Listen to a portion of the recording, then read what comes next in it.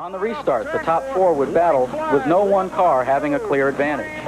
On the last lap, track announcer Ken Witham best describes what happened. And we've got the Cody machine up high. Rondeau right behind him. Brouwer helping the 8 at St. Leonard. There goes Cody on the last lap. Takes out Rondeau at the line. It's Brouwer at the line.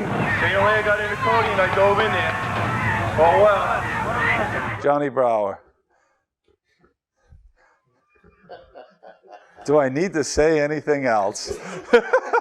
That's a character. It just kind of says it all when you just laugh. He and I pretty much started racing at about the same exact time, if I remember correctly. And I'll never forget, like opening day of, or the first time that I raced or whatever. And I remember him coming off the track. Now we're both like raw rookies. And I remember him coming off the track and driving past me. I got out of my car and he's driving past and he's like hooting and hollering in the car because he's having like so much fun.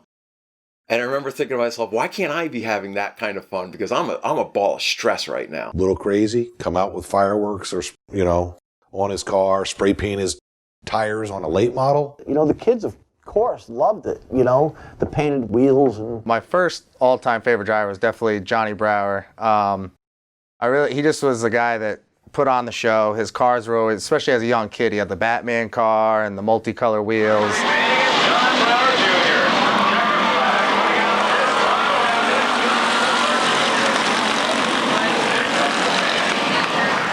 The Batmobile lives! He did some of the wildest stuff, but he had Brouwerland back in the corner. Brouwerland. Everybody went to Brouwerland back in the day. Did you ever go to Brouwerland in the pits? That's a good answer. Maybe. I'd be up in a tower on a Saturday night in the middle of July with the air conditioner blasting and looking at a freaking Christmas tree on the top of a truck way out in the back of the pits.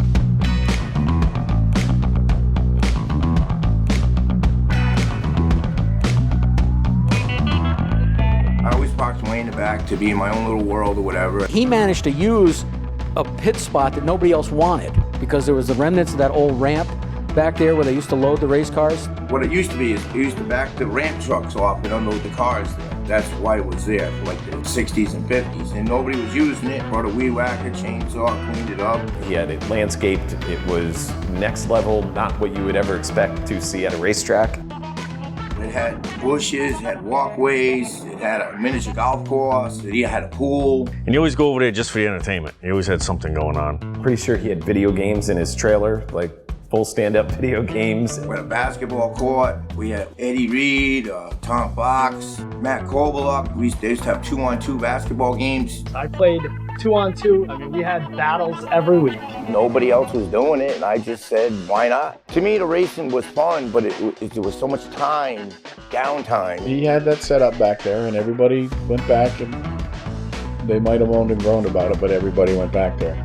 I took criticism for letting Brouwerland happen, and I never got that because to me it was like, this is like so organic and so real and something that just didn't happen everywhere.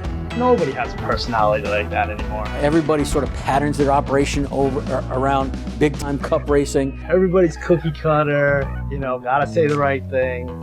Brouwerland was the best. He brought the party to the racetrack. It was always fun and colorful when Johnny was there. I'd get a set of fireworks or something, or the air horn. I mean, it was like your hat. People were giving me hats to wear. It was cool. It's like a relationship that I made with the fans was, what was Johnny gonna do now? I remember they were on the podium or whatever, and I stuck a picture in through the fence, and he signed it for me. I still got that picture today, which is really cool. The sport could use more Johnnies. It needed more Johnny Brouwers back then, and it still needs more Johnny Brouwers today. Entertaining. That's what racing is entertaining.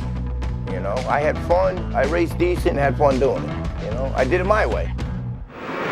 Karns would lead the field back to the line alongside the 39 of John Brouwer Jr. The pair would battle side by side with Brouwer finally getting the top spot at the line. We had 20 top fives out of 25 races. You know, they made the big stink, let me and Rondeau fight it out or whatever, and I had no idea I had a prayer in the world. Lap 39, that's my car number, by the way, Rondeau brakes, and it's like, whoa, you know, maybe.